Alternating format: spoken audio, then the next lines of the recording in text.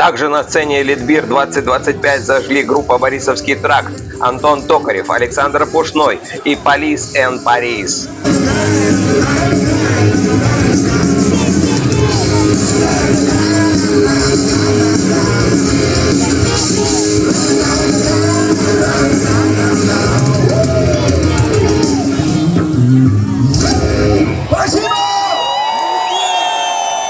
Литбир 2025 и празднование Дня города в Лиде стали ярким примером того, как традиции и современность могут гармонично сочетаться и создавать незабываемую атмосферу праздника и единения.